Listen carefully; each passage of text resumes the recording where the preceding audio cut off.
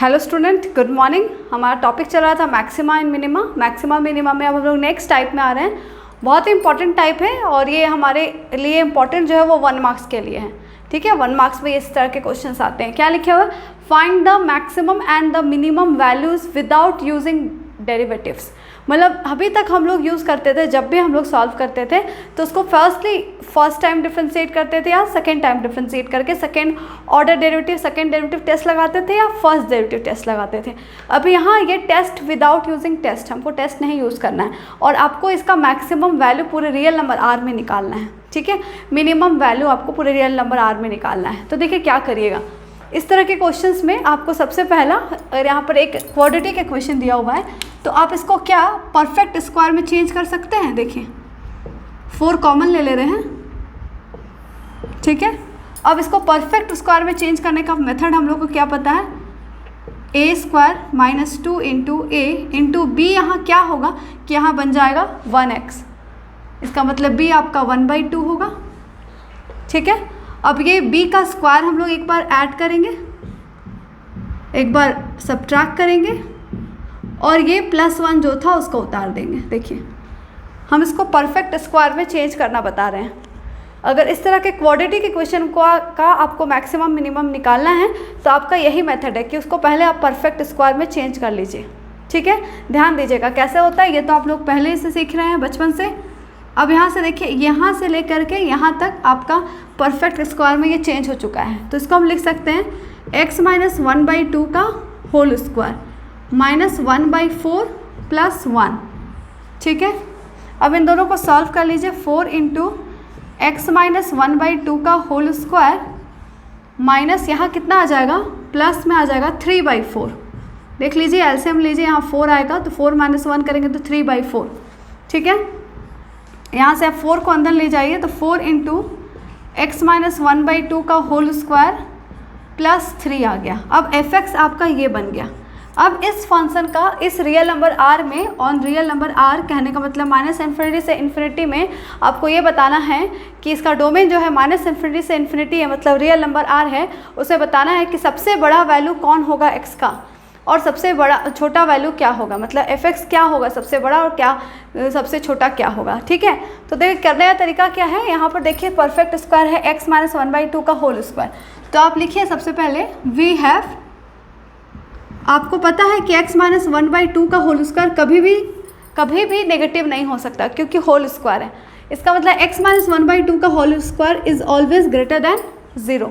हमेशा 0 से बड़ा या 0 के इक्वल भी आप ले सकते हैं। ठीक है, क्योंकि ये 1 मार्क्स का रहता है इसलिए स्टेप्स इंपॉर्टेंट नहीं होता है। ठीक है, अब यहाँ से देखिए इस फंक्शन को ये फंक्शन बनाने का कोशिश कीजिए। क्या चाहिए, 4 चाहिए। 4 दोनों तरफ मल्टीप्लाई कर दीजिए। 4 इंटू x - 1/2 का whole square greater than 0 into 4 0। फिर क्या चाहिए, 3 चाहिए, +3, मतलब दोनों तरफ 3 ऐड कर दीजिए। 4 इंटू x - 1/2 का होल स्क्वायर +3 ग्रेटर देन 0 + 3 3 आ जाएगा। ठीक है, इसका मतलब ये बन गया fx। अब इसके जगह आप fx लिख दीजिए कि fx जो है वो कभी भी 3 से छोटा नहीं होगा। देख लीजिए fx हमेशा 3 से बड़ा होगा, मतलब आपको 3 से छोटा कभी वैल्यू नहीं मिलेगा। मतलब मिनिमम वैल्यू आपको मिल गया। fx क्या होता है, वैल्यू होता है।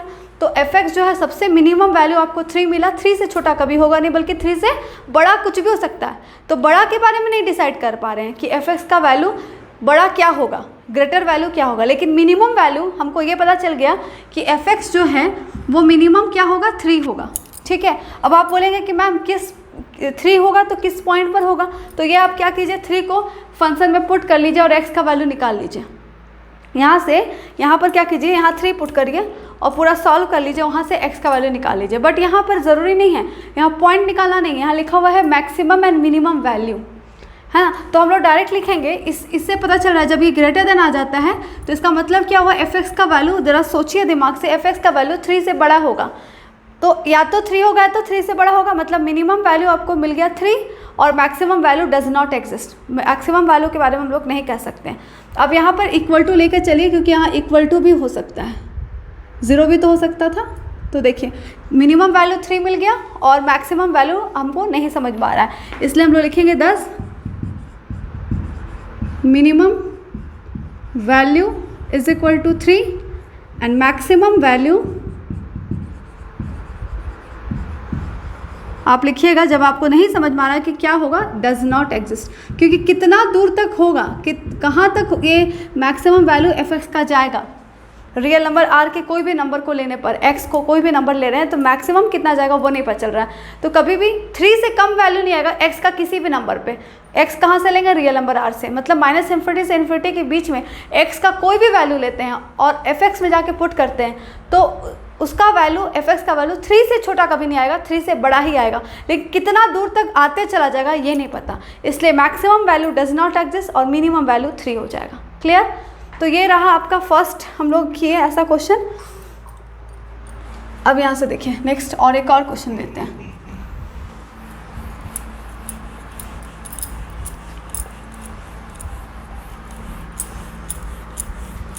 तो यही मेथड है जिसमें हम लोग डेरिवेशन कहीं नहीं कर रहे हैं, डेरिवेटिव कहीं नहीं निकाल रहे हैं, डायरेक्ट हम बना रहे हैं इसका मैक्सिमम और मिनिमम वैल्यू निकाल रहे हैं।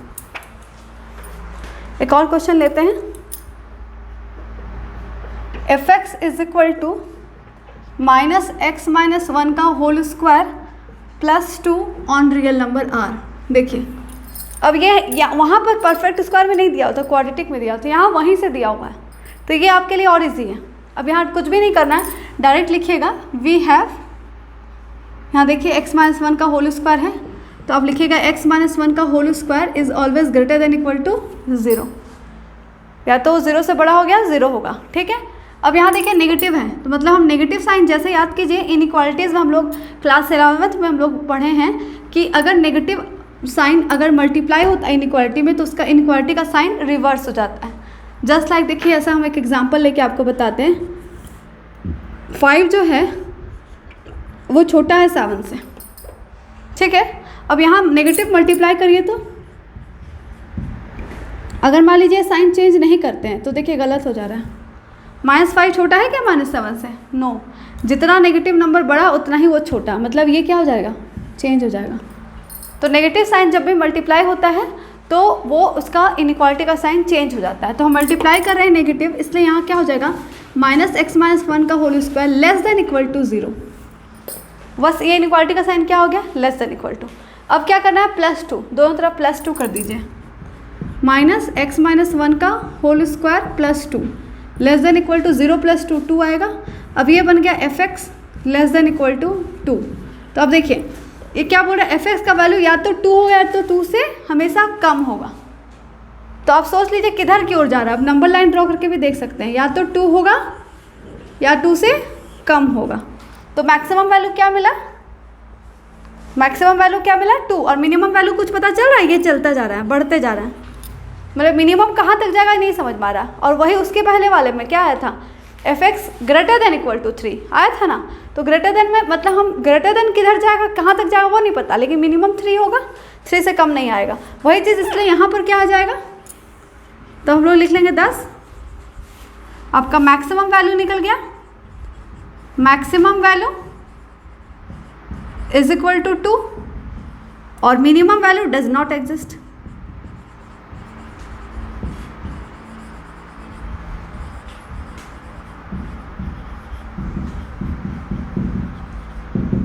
तो हो गया ये भी क्वेश्चन। नेक्स्ट ले लेते हैं, third number, mod x + 2, mod x + 2 on real number r। अब इसका मैक्सिमम और मिनिमम वैल्यू निकालना है without using derivative. mod x + 2 का मतलब क्या हो गया, mod x + 2, इसका मतलब मॉड क्या कहता है, नेगेटिव को हमेशा पॉजिटिव कर देता है। मतलब मॉड फॉर फंक्शन भी हमेशा 0 से बड़ा या 0 के इक्वल होगा, यही होगा। तो हम लोग यहाँ पर फिर लिखेंगे वी हैव, जैसे स्क्वायर का होता था वैसे ही मॉड का काम होता है। mod x + 2 always greater than equal to 0। और तो कुछ करना ही नहीं है, फंक्शन तो बन ही चुका है, यही तो fx है। fx greater than equal to 0, मतलब fx का वैल्यू या तो 0 होगा या तो 0 से बड़ा होगा, 0 या 0 से बड़ा होगा, मतलब मिनिमम वैल्यू 0 होगा और maximum value does not exist. ठीक है, तो यहाँ हो गया मिनिमम वैल्यू हो गया आपका 0 और maximum value does not exist.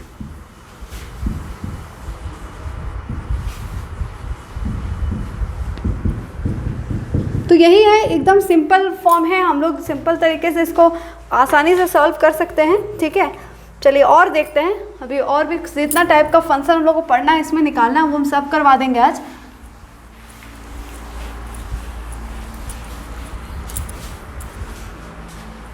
एक और लेते हैं, fx is equal to sine 2x plus 5 on real number r। ध्यान दीजिएगा, ये 2x प्लस 5 एंगल नहीं है, एंगल सिर्फ 2x है साइन के साथ, और साइन 2x फंक्शन में 5 ऐड है। ठीक है, ये ध्यान रखिएगा। अब देखिए साइन फंक्शन का हमेशा ध्यान दीजिए, साइन फंक्शन साइन x हो या साइन 2x हो या साइन 3x हो, हमेशा उसका मिनिमम वैल्यू -1 होता है और मैक्सिमम वैल्यू 1 होता है, ये ध्यान दीजिएगा। ठीक है, तो साइन 2x से शुरू कीजिएगा। जैसे हम आपको बता रहे थे परफेक्ट स्क्वायर में लाए थे, तो परफेक्ट स्क्वायर से हम आपको बताएं कि वो 0 से बड़ा है, 0 से छोटा, 0 के इक्वल होगा। हम आपको मॉड का बताए 0 या 0 से बड़ा होगा। साइन 2x का उसी तरीके से हम आपको बताएंगे, sine 2x is always lies between -1 से 1।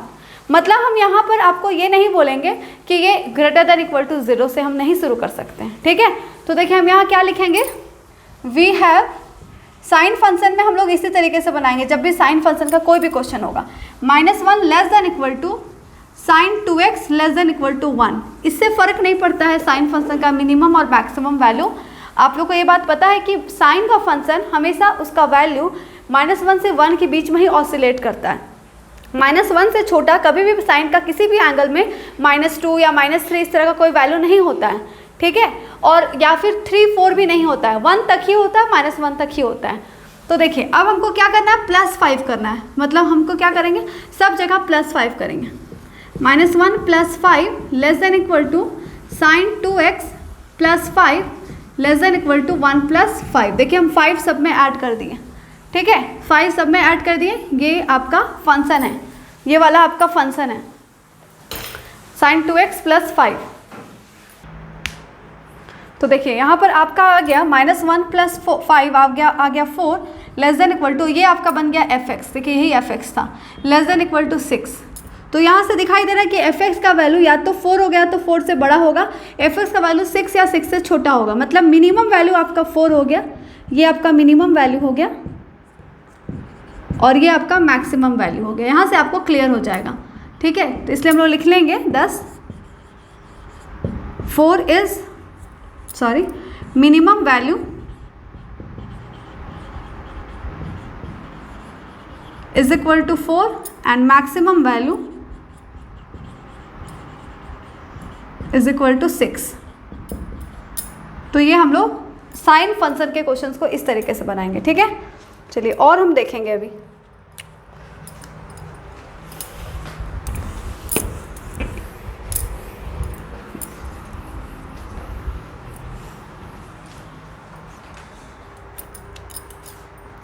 आपके पास नेक्स्ट है फिर से fx is equal to mod sine 2x + 3 on real number r। ठीक है, ऑन रियल नंबर r।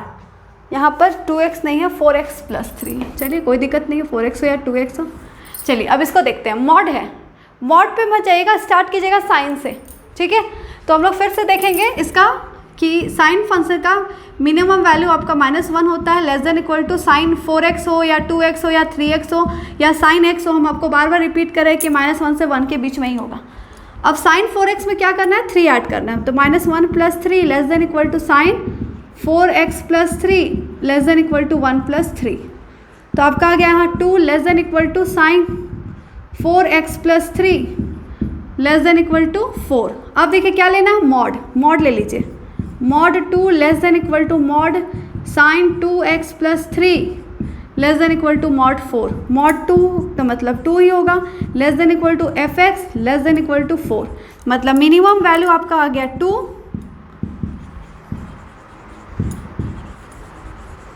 और मैक्सिमम वैल्यू हो गया 4।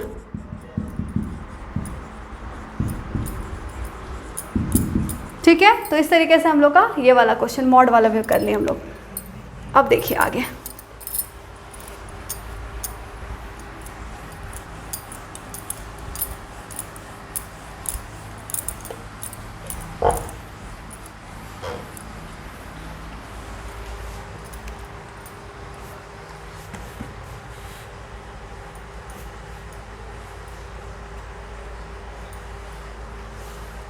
देखिए मान लीजिए आपके पास नेक्स्ट क्वेश्चन है f(x) is equal to x³ + 1 और आपको देना है ऑन रियल नंबर r पे इसका मैक्सिमम और मिनिमम वैल्यू। तो ध्यान दीजिए, आप जब f(x) is equal to x³ का ग्राफ सीखे थे क्लास 11th में, तो उसका ग्राफ कुछ इस तरह से ड्रॉ करते थे।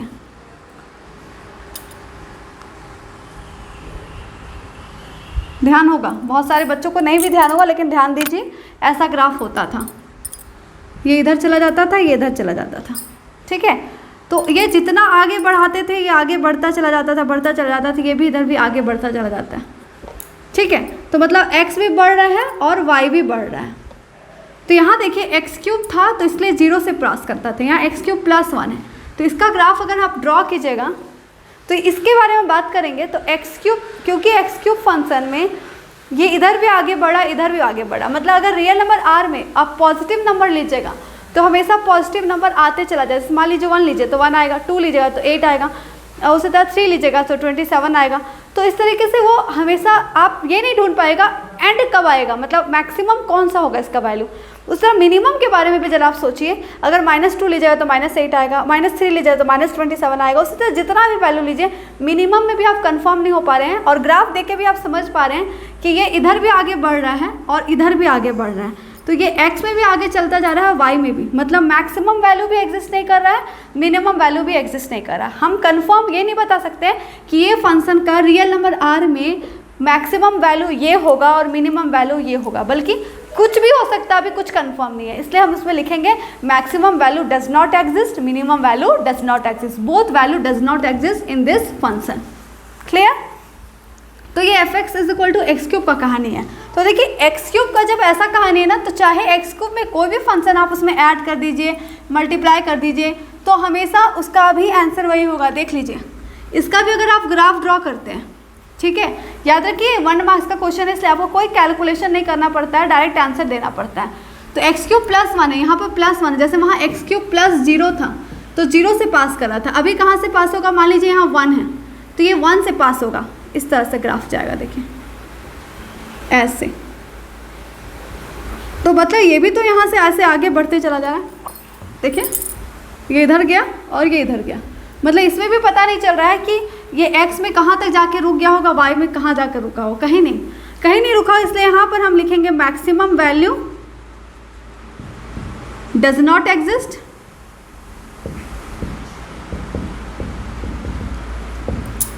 And minimum value does not exist, दोनों ही वैल्यू इसका एग्जिस्ट नहीं करेगा।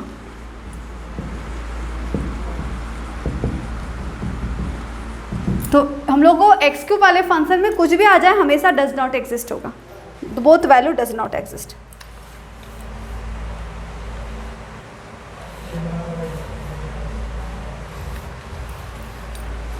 अब आ जाइए नेक्स्ट क्वेश्चन।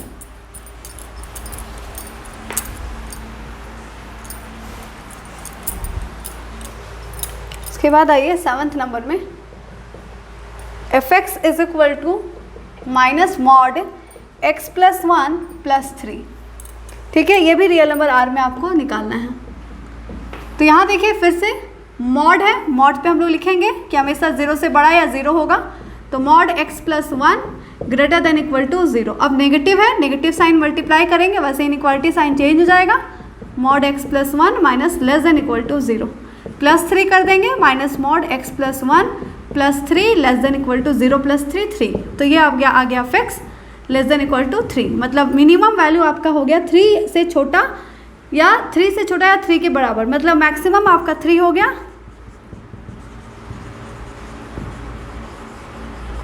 3 और minimum value does not exist.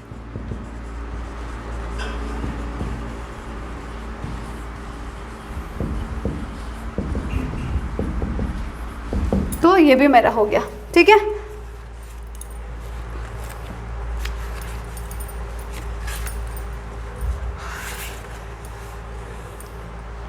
तो हम लोग यहाँ तक जो भी आपका विदाउट यूजिंग डेरिवेटिव्स था उतना दूर तक हम लोग आज सारा सम्स कंप्लीट कर लिए हैं, और यहाँ से अब आपको कोई दिक्कत नहीं आएगा, ठीक है। आज का क्लास यहीं पर एंड करते हैं। Thank you.